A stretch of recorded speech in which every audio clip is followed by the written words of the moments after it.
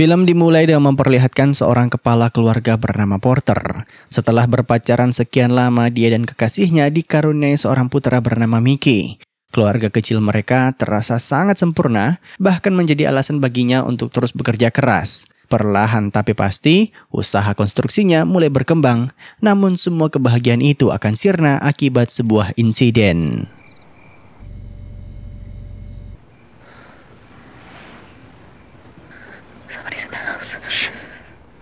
Ya, malam itu rumah mereka kedatangan tamu tak diundang. Dan sepertinya dia masuk melalui jendela kamar putranya. Syukur saja Mickey baik-baik saja. Dan ketika Porter akan menyisir ruangan tengah, tiba-tiba si pencuri mencoba kabur melalui pintu depan. Wait! Back off! I said stop!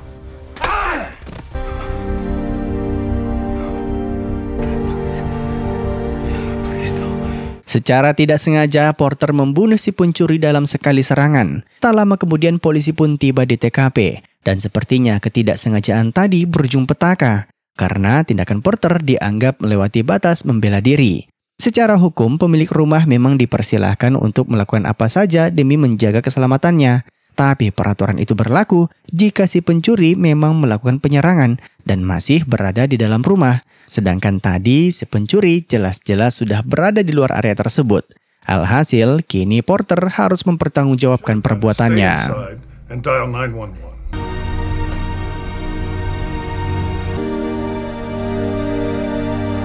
Sambil menunggu hingga datangnya waktu sidang, semua tersangka umumnya akan ditahan di sebuah fasilitas yang mirip seperti penjara. Butuh diingat, sepanjang hidupnya Porter tak pernah melanggar hukum, apalagi yang namanya melakukan tindakan kriminal. Makanya perasaan khawatir menyelimutinya ketika harus satu ruangan bersama puluhan penjahat. Dan benar saja ketika sedang asik duduk di pojokan, tiba-tiba seorang calon napi langsung menyerangnya, hanya karena tak suka dengan caranya melirik.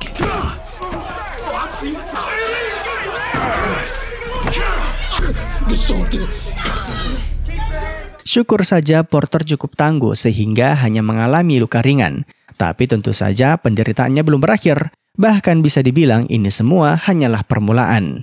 Singkat cerita, keesokan harinya Laura datang berkunjung. Dan ketika melihat mata suaminya lebam, ia sontak panik. Tapi Porter menjelaskan, saat ini mereka mesti fokus untuk menghadapi hari persidangan. Well, we gotta tell somebody. It won't help, Laura.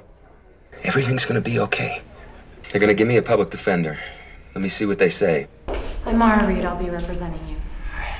Nah, karena uangnya habis buat modal bisnis kemarin, sejauh ini Porter hanya menggunakan jasa pengacara gratis yang disediakan oleh pemerintah. Dan karena gratis, ya hasilnya juga seadanya. Bahkan agar kasusnya tak berbelit-belit, si pengacara menyarankan agar Porter mengakui saja kesalahannya, sehingga hukumannya akan diringankan. Means you get no more than 3 years and you start serving it immediately. Take the deal. We won't do better. Sesuai arahan pengacaranya, ketika hari persidangan tiba, Porter mengakui kesalahannya di hadapan hakim, sehingga dia hanya dihukum 3 tahun penjara, dan selama tak melakukan pelanggaran ketika di sana, ia cukup menjalani setengah dari masa tahanannya. Kata-kata tak melakukan pelanggaran selama di penjara ini terdengar mudah, tapi faktanya hampir mustahil dijalani, karena untuk bertahan hidup di sana, umumnya mereka harus melanggar 1-2 peraturan. Jika tidak, nyawa yang akan menjadi taruhannya. Yo, my name is Jake. They call me Snowman. White dude with a mustache. It's Danny Sames. Semua tahanan baru pun diangkut menuju penjara wilayah dan belum juga masuk ke selnya, salah satu napi baru bernama Snowman sudah mewanti-wanti agar Porter mulai memutuskan akan bergabung ke geng yang mana. Karena jika tidak, dia akan menjadi sasaran empuk bagi para napi lainnya. Awalnya, Porter mengira itu hanyalah gertakan semata, tapi tiba-tiba terjadi sebuah insiden.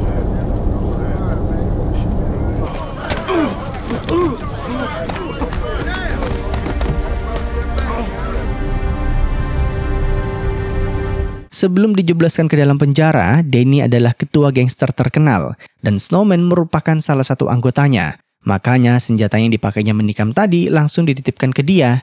Tapi karena takut dicurigai oleh petugas, alat bukti itu malah Snowman serahkan ke Porter. Siapa yang tidak panik coba? Salah sedikit saja maka masa tahanannya akan bertambah. Tapi kalau menolak memberikan bantuan, nyawa Porter juga dalam bahaya. Wasn't my weapon, I swear. Hey! Pada akhirnya senjata tadi ditemukan oleh petugas dan Porter dibawa ke sebuah ruangan untuk diinterogasi. Sejak awal para sipir tahu kok siapa pelakunya, cuman agar bisa diproses secara hukum harus ada yang memberikan kesaksian. Masalahnya kalau Porter buka mulut, tidak ada yang bisa menjamin keselamatannya selama di sana. Dan di akhir interogasi, para sipir pun memperingatkan bahwa jika si korban tak kunjung sadar dari komanya, maka nama Porter akan ikut terseret di kemudian hari. Get yourself some protection, right? When the time comes, he will whack you. If he dies, you're going down for accessory to murder. Penjara tempat Porter ditahan saat ini adalah salah satu yang paling ketat di Amerika. Banyak napi kelas kakap yang dijebloskan ke sana, dan mereka semua sepertinya sudah tidak sabar untuk bertemu dengannya nanti di lapangan. Look how lucky you are. Close 13. 3 showers a week. That's it. Welcome to the shoe. Film berpindah sejenak untuk memperkenalkan sang kepala sipir bernama Letnan Jackson, yang siang itu habis menginterview calon anggota barunya, si Collins. Begitu dinyatakan lulus, keesokan harinya dia pun langsung bertugas. Dan di momen inilah kita diperlihatkan seberapa ketatnya penjara tersebut. Untuk keluar dari selnya saja, semua napi harus melewati pemeriksaan yang benar-benar detail. Bahkan sampai lubang dubur pun diperiksa demi menghindari hal-hal yang tidak diinginkan. Lift up your tongue, roll it side to side. Good. Get rest. Back up. Tujuan para napi dilepaskan ke lapangan yaitu buat olahraga sekaligus menikmati sinar matahari yang mereka tak dapatkan selama di selnya. Namun siapa yang menyangka kesempatan ini malah dimanfaatkan untuk pertarungan antar geng. Lucunya lagi, para sipir sepertinya sengaja membiarkan mereka bertarung karena dianggap bisa menjadi hiburan. Jika memang sudah kelewatan batas, barulah mereka melerainya menggunakan peluru karet.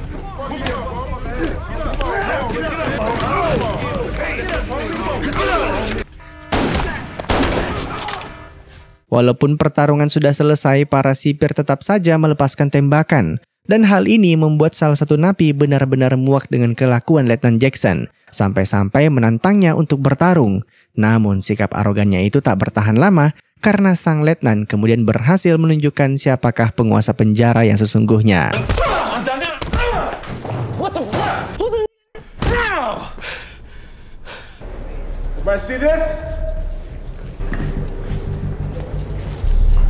Beberapa hari kemudian Laura datang berkunjung, namun siapa yang menyangka untuk masuk ke sana dia harus melewati berbagai pemeriksaan. Sampai-sampai hanya karena masalah sepele, dia diminta untuk melepaskan semua pakaiannya. Sekalipun bukan kriminal, mereka yang mau menjenguk para napi akan dipandang demikian dan hal ini benar-benar membuatnya tidak nyaman. Syukur saja Porter selalu bisa mengembalikan mood kekasihnya, namun masalah belum selesai karena kini mereka diterpa masalah keuangan.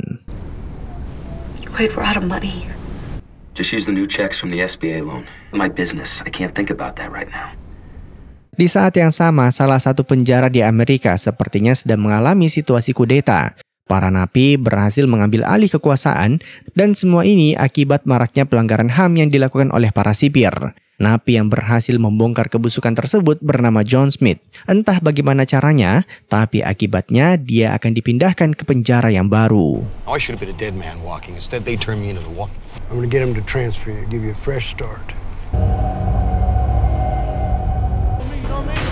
Porter, get your fish ass. Siapa yang menyangka Porter akan satu sel dengan napi misterius ini? Namun sebelum dijebloskan ke dalam selnya, Letnan Jackson sempat mewanti-wanti agar jangan mencari masalah dengannya. Dan untuk menunjukkan siapakah penguasa sesungguhnya, sang letnan dengan sengaja menyita satu-satunya foto mendiang keluarga John. Tak ingin membuatnya semakin kesal, malam itu Porter pun menuruti semua permintaan teman barunya, termasuk ketika John ingin tidur di kasur yang sudah terlanjur dia tempati selama ini. I like this bunk.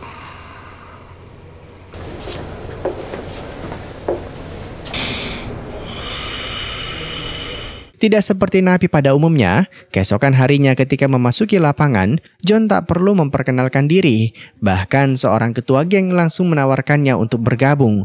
Mungkin karena namanya sudah cukup sohor di antara para napi. Hal ini berbanding terbalik dengan Porter yang masih dalam proses perekrutan.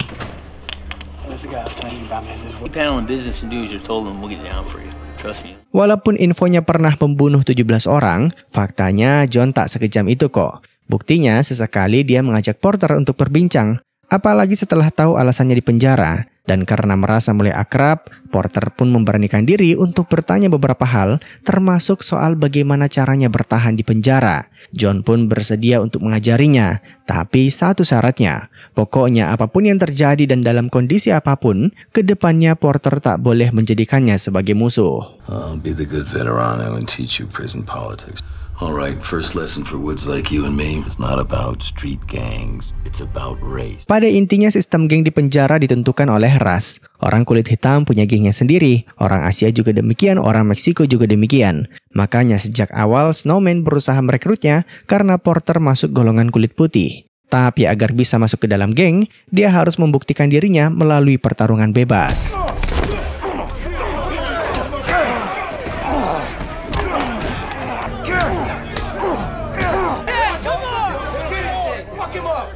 Siapa yang menyangka Porter mampu mengalahkan lawan pertamanya? Namun bukannya melerai mereka menggunakan peluru karet, kali ini sang letnan menyuruh Collins untuk menggunakan peluru asli. Makanya perintah itu sempat dia tolak, namun pada akhirnya...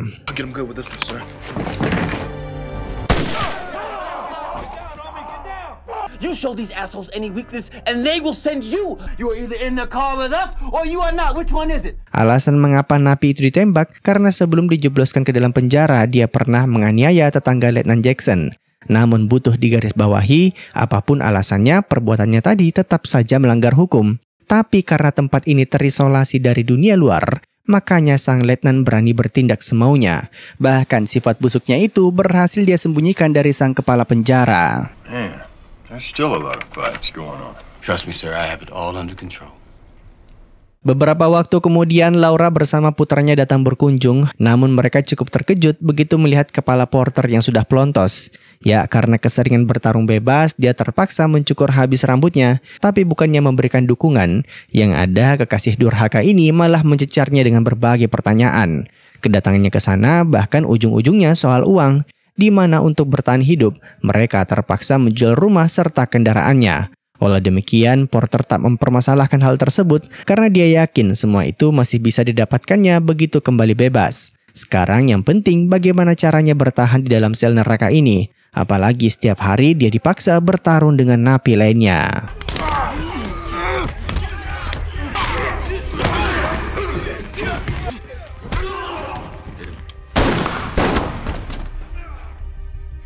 Setelah dipaksa bertarung dengan puluhan napi, pada akhirnya Porter mulai muak dengan anggota gengnya dan dengan lantang menyuruh mereka untuk bertarung menggunakan tangannya sendiri. Dan karena melawan perintah, alhasil Porter pun digebuki habis-habisan. Syukur saja John tiba-tiba muncul untuk menolongnya.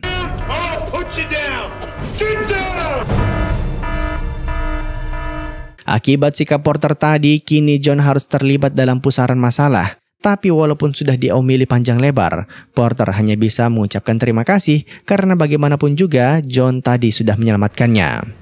Thanks, John. Let's get a crash course, my friend. Anyway, malam itu Letnan Jackson tak sengaja bertemu Collins di sebuah supermarket. Anehnya, dia menunjukkan sikap yang sangat berbeda dibanding ketika sedang bertugas. Yang biasanya arogan, kini terlihat sangat ramah. Makanya Collins sempat tercengang, seakan-akan pimpinannya ini memiliki kepribadian ganda. Singkat cerita, keesokan harinya, Porter kembali memasuki lapangan dan terlihat sang ketua geng kulit putih bernama Danny akhirnya muncul. Namun begitu akan dieksekusi, tiba-tiba. Shit we did for you? We? I saw how you bounced the shank on the bus.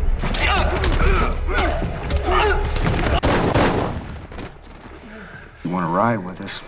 Come see me, otherwise. Kesetiaan Porter akhirnya berbuah manis. Kini Snowman lah yang dianggap sebagai pengkhianat karena sudah memperalat Porter seenak jidat. Singkat cerita, malamnya akhirnya kita diberitahu mengapa John bisa dipenjara. Belasan tahun yang lalu, ada 2 orang anggota gangster yang berhasil menyusup ke rumahnya, lalu memperkosa istri dan putrinya yang masih berusia 6 tahun. Setelah melampiaskan nafsunya, mereka menghabisinya dengan cara yang begitu keji. Kala itu John sedang tak di rumah, dan begitu pulang, tentu saja pemandangan tersebut hampir saja membuatnya gila. Sebagai balasan, John pun melakukan hal yang sama ke keluarga si pelaku. 17 nyawa pun melayang, dan John sudah tidak peduli jika harus dihukum mati. Sayangnya, pengadilan malah menjatuhkan hukuman yang berbeda. Them to know the unimaginable, and I gave every member of their families, their bloodline. I killed them. They knew that loss. Wanted the death penalty, but I didn't get it. Tak terasa sudah 11 bulan Porter di penjara dan sisa 5 bulan lagi sebelum dia dinyatakan bebas bersyarat. Namun bukannya bersabar, Laura malah mengatakan sudah tidak sanggup lagi menjalani semua ini. Parahnya, setiap berkunjung dia hanya mengeluh soal masalah keuangan. Padahal semua harta mereka telah dijual untuk menopang hidupnya. I'm sorry. I know you're dealing with a lot. Don't go, Laura, please. Akibat pertengkaran kemarin, kini pikiran Porter jadi kacau balau. Syukur saja John selalu memberikan nasihat yang dibutuhkan. Tapi masalah belum selesai karena pagi itu tiba-tiba para sipir memaksa Porter untuk bertarung dengan napi lainnya. Mereka sengaja menjadikannya sebagai ajang hiburan sampai-sampai mengundang kenalannya untuk ikut menonton. Namun karena Porter menolak untuk bertarung, akhirnya dia ditembaki hingga jatuh pingsan. You wanna fuck with me?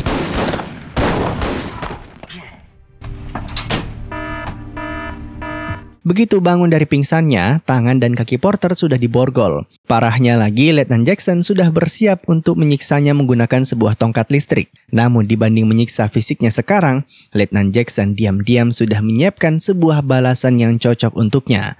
Ternyata napi korban penikaman kemarin dinyatakan meninggal dunia. Dan untuk membuktikan siapa pelakunya, Snowman bersedia menjadi saksi di pengadilan. Akibatnya, nama Porter akan ikut terseret dalam kasus ini. Dan itu artinya masa tahanannya akan diperpanjang. Lieutenant, I only have 4 more months left. You to life without the possibility of parole.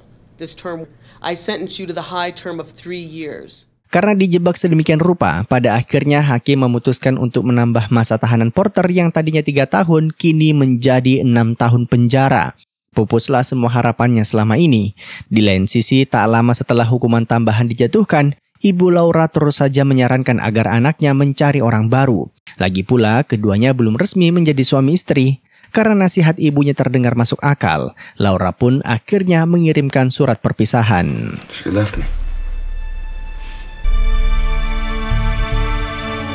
Sejak menerima surat itu, Porter seperti kehilangan akal sehat. Hidupnya seakan sudah berakhir. Pertarungan di lapangan pun menjadi ajang pelampiasan emosi, dan dia merasa inilah tujuan hidupnya yang baru.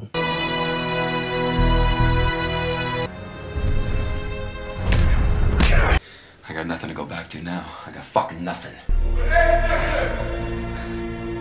Beberapa waktu kemudian terjadi sebuah insiden di mana anak Letnan Jackson menjadi korban tabrak maut. Pelakunya adalah seorang pemabuk dan karena masih kenal baik dengan kepolisian di kota, Jackson dipersilahkan untuk berbincang 4 mata dengannya. Pada intinya, pelaku penabrakan ini dapat dipastikan akan masuk penjara. Dan ketika itu terjadi, nyawanya akan berada di tangan Jackson. Sementara itu, Laura terlihat sudah bersiap-siap untuk pindah ke kontrakan baru. Semua barang-barang Porter rencananya akan dibuang, namun tiba-tiba putra mereka yang masih kecil mulai bertanya-tanya mengapa pakaian ayahnya dibuang. Bahkan dia ngotot untuk bertemu dengannya lagi. Di momen inilah Laura menyadari kalau anaknya masih membutuhkan sosok ayah. Porter! Got a visitor. Sebenarnya Porter tak menyangka Laura akan kembali datang ke kehidupannya. Bahkan dia sudah memahami jika wanita yang dicintainya berpaling, karena 6 tahun memang bukan waktu yang singkat. Tapi siapa yang menyangka Laura berubah pikiran. I'm not gonna make it. However long it takes. Begitu Laura kembali ke pelukannya, Porter merasakan kebahagiaan yang luar biasa. Tapi hal ini juga memotivasinya untuk mencari cara agar bisa membalas kebusukan Letnan Jackson. Syukur saja teman satu selnya adalah napi yang sudah berulang kali membongkar kebusukan penjara di Amerika. You've got to think outside these walls. Get the right people involved, please. Just tell me how. Setelah berdiskusi dengan John, Porter pun memulai rencana balas dendamnya. Mula-mula dia meminta agar Letnan Jackson mengatur ulang pertarungan kemarin. Dia berjanji kali ini akan memberikan hiburan yang diminta. Dan kebetulan sekali, momennya pas banget ketika emosi Letnan Jackson lagi tidak stabil. Jadi tidak hanya menuruti permintaan Porter, dia bahkan mewanti-wanti agar pertarungan nanti harus menewaskan salah satu di antara mereka. Begitu hari pertarungan sudah ditentukan, Porter meminta istrinya untuk menemui teman lama John yang bernama Gordon. You just make sure you get through to him, or this doesn't work. What they did was wrong. It's not fair to either of us, or Mike. Mr. Camrose? Yeah. Akhirnya hari yang ditunggu-tunggu pun tiba. Porter tak hanya berhasil meminta bantuan dari luar penjara, dia bahkan berhasil membujuk Collins untuk bekerja sama dengannya demi membongkar kebusukan Letnan Jackson. Pokoknya tugas Collins nanti cuma satu, pastikan kamera CCTV di lapangan tetap menyala selama kejadian berlangsung. Anyway, begitu memasuki lapangan, lawan Porter langsung melayangkan serangan, dan pertarungan sengit pun kembali terjadi.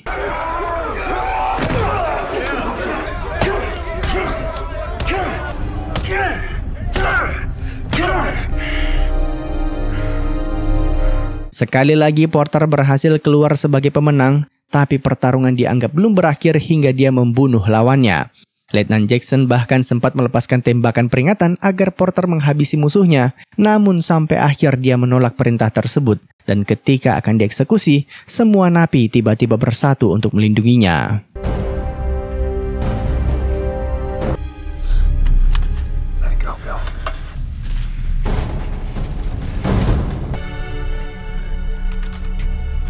Bukannya mengurungkan niatnya, Letnan Jackson malah semakin tak bisa mengontrol emosinya.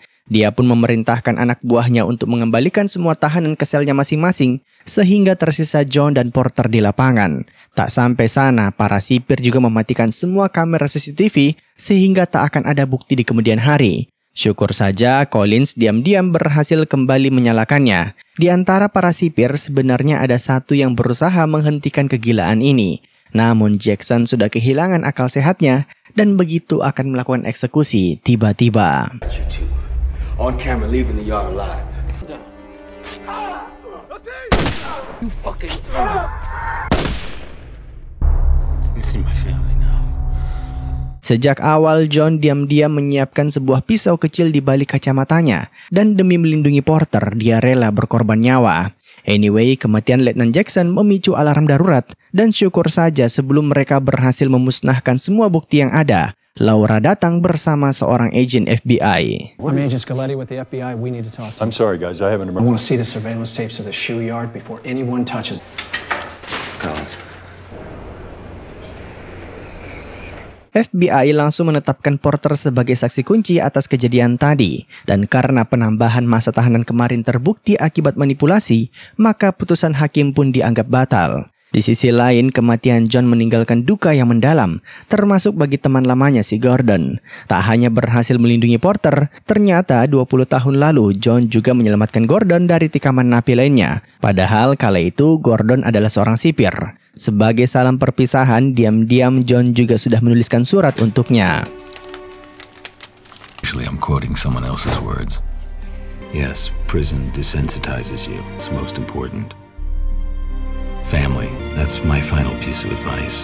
Wade Porter. Beberapa hari kemudian, Porter pun dinyatakan bebas bersyarat.